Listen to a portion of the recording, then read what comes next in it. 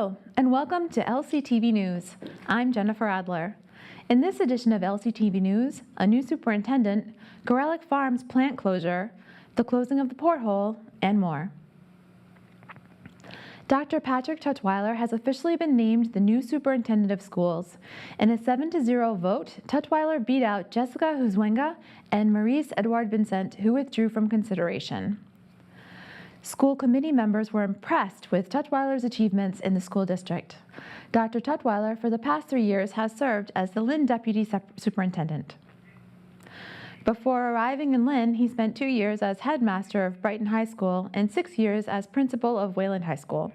Dr. Tutwiler began his career in 2000 as a history teacher at Brighton High.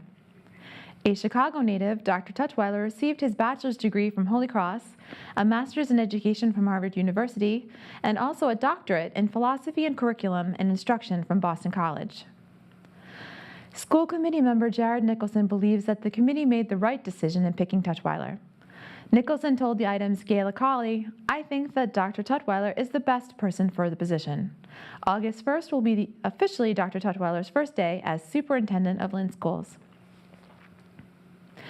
Last Wednesday, Gorelick Farms announced that it will be closing its Lynn plant, a move that surprised many in the city. At a press conference on Wednesday, Mayor Thomas McGee said he was shocked when he found out about the closing. Said McGee, "Like many of the people in the city, I'm shocked over this sudden announcement." There was no communication between Mayor McGee's office or Gorelick Farms about the closing of the plant. "This lack of communication and the commitment to the city is indicative of the corporate culture of today," said McGee. Gorelick began as West Lynn Creamery, a small business, in 1928, delivering milk daily. In 1998, West Lynn Creamery was purchased by Suiza Foods and has been operating as Gorelick since. Many of the Lynn schools use Gorelick Farms to provide milk for students' lunch. The closing will have an effect on Lynn's economy. Gorelick employs over 300 people, many of which whom are from the city of Lynn. The Porthole restaurant will be closing its doors after owner Robert Gaudette sold the restaurant. Gaudette told the Item's Thomas Grillo that it's been a beautiful run, but the time has come. Patrick McGrath, owner of the Linway Mart, Indoor Mall, and Flea Market, purchased the restaurant and the waterfront lot for approximately $1.4 million. McGrath plans to build 55 luxury condominiums at the site. No details have been finalized. No official date has been set for the closing of the restaurant, but it is expected that it will happen within the next few months. The Porthole is best known for its fried pickles, haddock Rockefeller, and prime rib. After 51 years of service, Gaudette was very emotional in making this announcement. Gaudette told the Item's Thomas Grillo, "I'm so emotionally drained and have not been able to sleep for weeks because of the pressure of knowing it will change the lives of my 60 employees." On his impending retirement, Gaudette is not sure what he will be doing, but is looking forward to figuring out his next phase in life. The Lynn Hispanic Scholarship Fund, Inc. celebrated its 27th year on May 18th. The fund, which focuses on giving scholarships to local community-driven Hispanic students. Out of the 40 students who applied for the scholarship, only 12 students were chosen as recipients of the $1,500 scholarship, which was made possible from donations from local businesses. Requirements for the scholarship were submission of a written essay, a submission of their grades, and a letter of recommendation. This year's recipients were Lynn English seniors Alex Rodriguez, Lely Mercedes, and Olga Hernandez. Lynn Classical students Josu Blas, Diana Aquino, Dianjenas Abreu, and Carla Abad.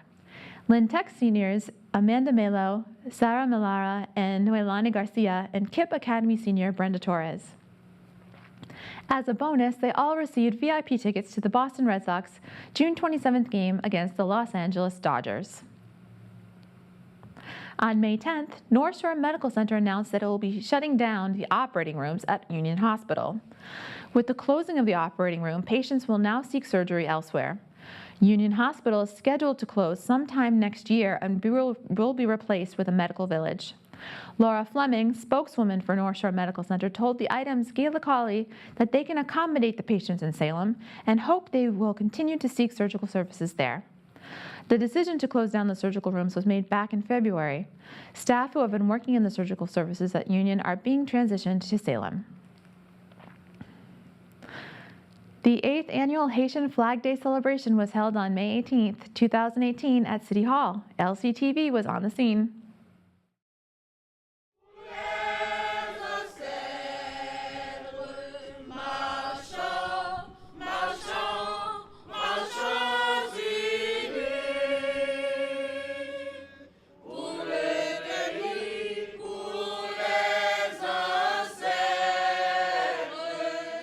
Years we've been raising the Haitian flag at the City Hall of Lynn. So this is a blessing. This is really something that we're all grateful about. The Haitian community in the North Shore area, we count is about 10 to 12,000 people, Haitian people, who live on the North Shore. So we don't have a complete crowd here this morning, but the whole here with their heart. In union there is strength is on the flag, and I want to say, as part of our community, we are a better community when we work together. I want to congratulate you all and celebrate this day with you, and let you know that we are celebrating together as one community, the City of Lynn. This is a great day for our community and a great day for the Haitian community that's part of this great city. I'm proud to be here today with you. On behalf of the Haitian Consulate and the Haitian government, I'm taking this opportunity to compliment the organization, the Senior Action Center. This is over 60 spoken languages in our city, and I want to see all flags raising in one day, all flag raising our city. Show that we are the United Nations. So we can do New York, so we can do it here as well, because we are United Nation City. Liberté ou la mort! Liberté ou la mort! Liberté ou la mort! Liberté ou la mort! Liberté ou la mort! Haïti va craser! Haïti va craser! Haïti va foutre craser! Marchons unis, marchons unis pour le pays, pour les ancêtres. Marchons, marchons, marchons unis pour le drapeau, pour la patrie.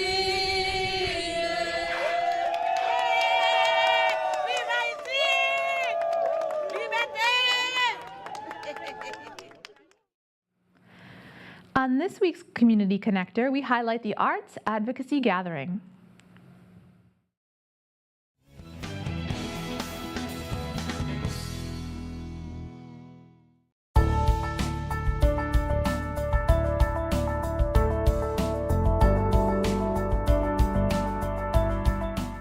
Let me just take it back. So in 2010, actually, there was a group of arts and cultural leaders, Mass Cultural Council, the Bar Foundation, the Boston Foundation, arts and cultural leaders from all across the state came together to really talk about the status of arts and culture.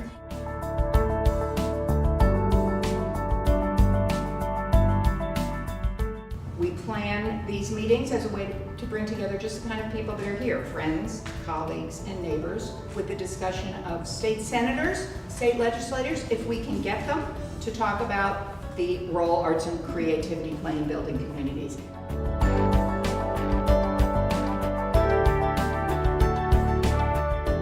It's been amazing to watch the transformation in Lynn go from just an urban community that's blue collar work, and you work at GE or you work at a small shop and you do your daily thing and your kids go to school, to a totally different economy and a totally different city, in my opinion, over the last, I would say, maybe 10, 15 years.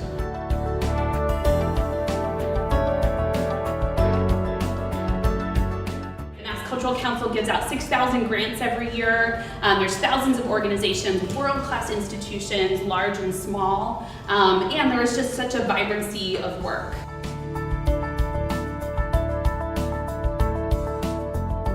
My brother's a musician. He's also an incredible artist. So personally, like my family, like it's something that's deep-rooted culture. I'm a Latina, so that's something that's vibrant. It's something that I have lived with my entire life. So understand the importance of art and culture. It's something that is within me. It's something that I have always grown up with, and I don't think that it'll ever go away.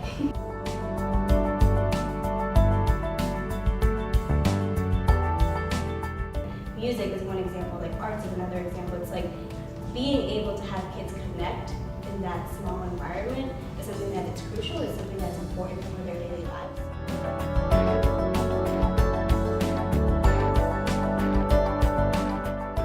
Arts and culture, it impacts our kids, it impacts education, it impacts our local economies, it impacts mental health, which impacts healthcare. Really, it impacts just about every sector we have and that we're dealing with.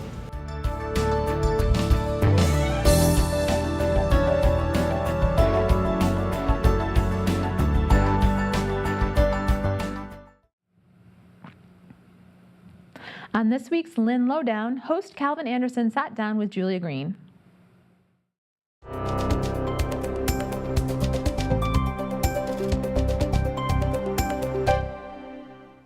Hello, welcome to the Lynn Lowdown. Today we have as our guest Lynn Recycling Coordinator Julia Greene. We're going to talk about the program now in its third year and some tips to make it easier for us. All right. Thanks for coming on again, Julia. Okay.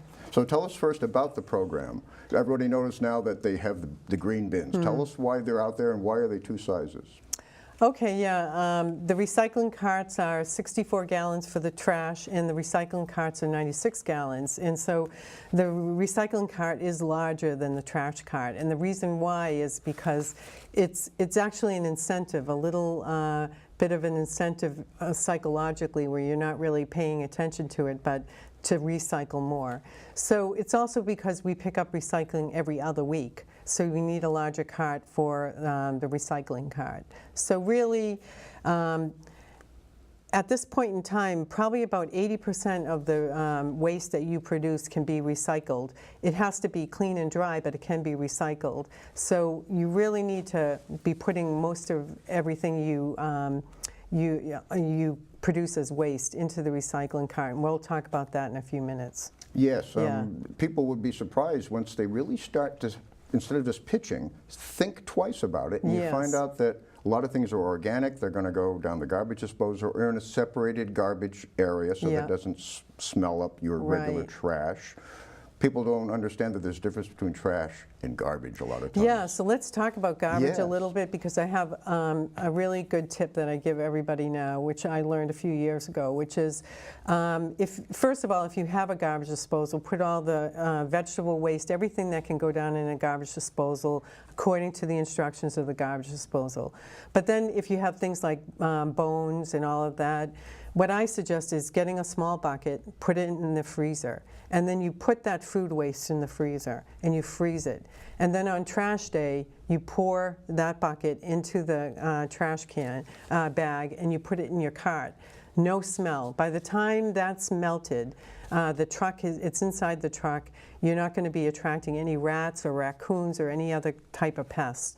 So I suggest that to everyone. It really works wondrously. That is a good trick. I had a roommate who was in the food business once, and he showed me that trick. And I said, that's good. The rule of thumb, folks, is if it came out of the refrigerator, it's going to decompose and smell and attract vermin at room temperature. Yes. So either put it in a designated garbage place, and there's a lot of composting going on these days.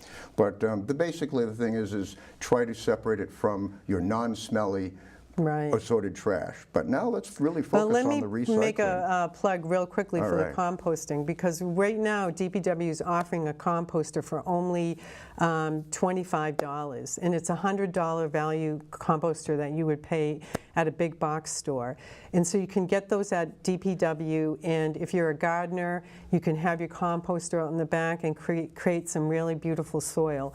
And then we're working with different groups in the city too, like the Food Project and Lynn Community Gardens, and we're doing trainings on composting. So that's another thing we're doing, and it's all about trashing less and recycling more and getting that food waste out of the waste stream so that it can be put in to dirt on your and make a beautiful garden. So just another keep idea. organics out of your trash. Yes. And certainly before you throw in recycling, rinse. We're going to get into that in a little bit. We want to talk about first about the current program. Yeah. Are people going to be getting postcards again?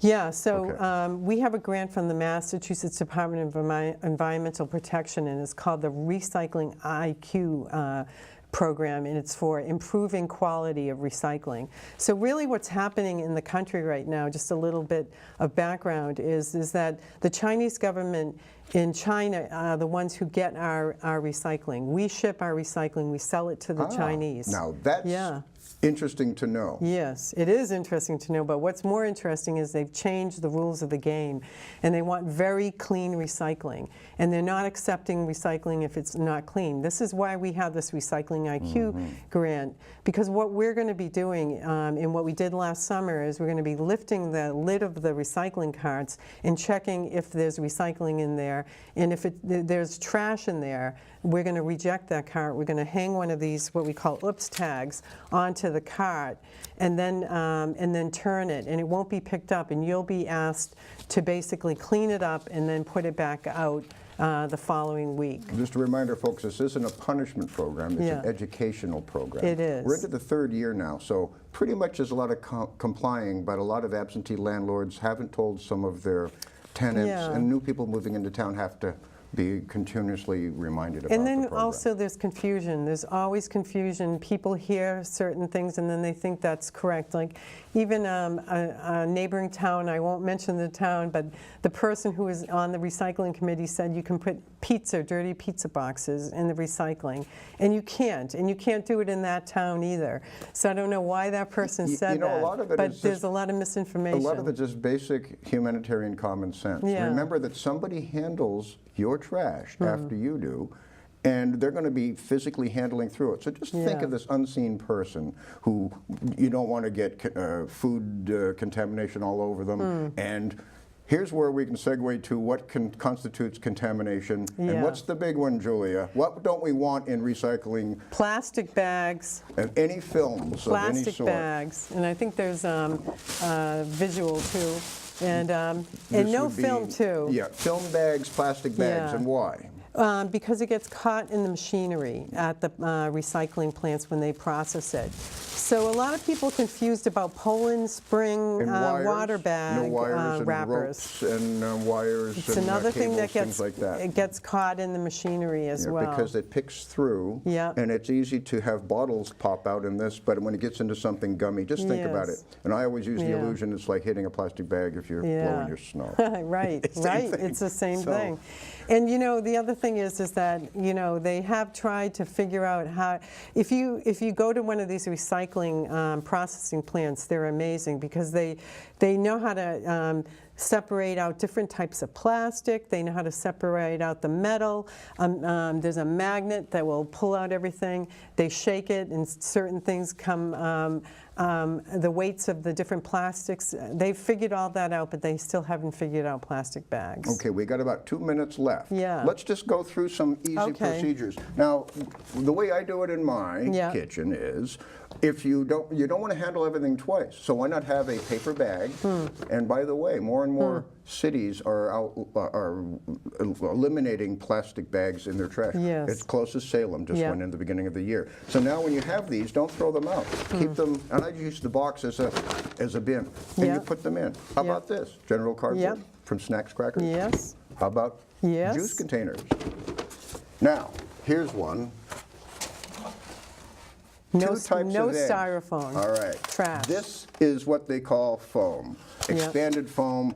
Generically, we call it styrofoam. This should go into the regular trash bin. Yes. In a bag liner so that you can seal it up and throw it into the small cart later.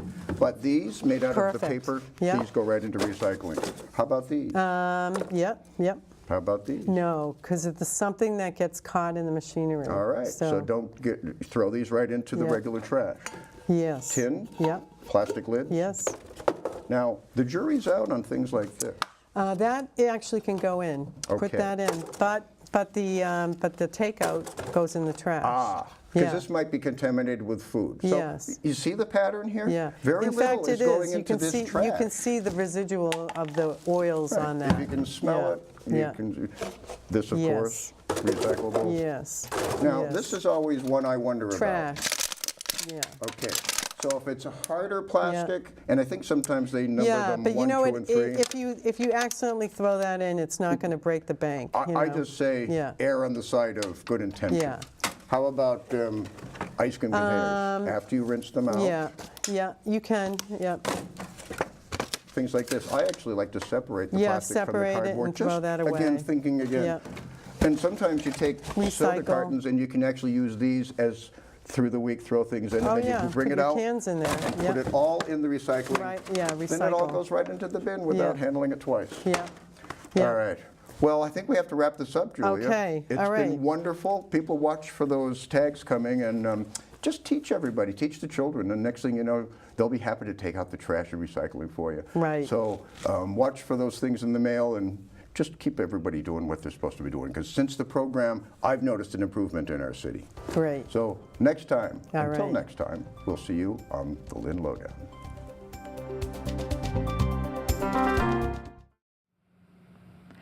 The City of Lynn held its annual Memorial Day ceremony this past Monday. This annual event honors those who sacrificed their lives defending the United States of America. The ceremony includes the planting of flags at Pine Grove Cemetery, the annual parade, and more.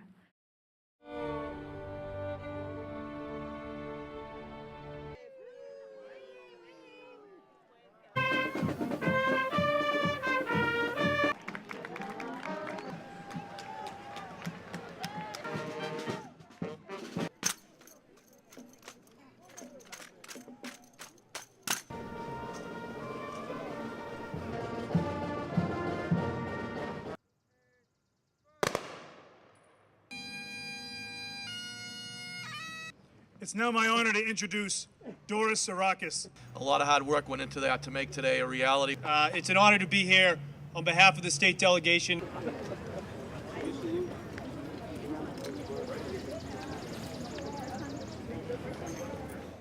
Make sure to check out the full ceremony on LCTV's YouTube channel or website. On June 8th, LCTV will be showcasing A Fistful of Dollars as part of LCTV's Paramount film screening series. Doors open at 6:30, movie begins at 7. Thank you for watching the LCTV News. I'm your host, Jennifer Adler. Like us on Facebook and subscribe to our YouTube channel, and go to our website to find out all the great things we're doing here at LCTV. Have a great day.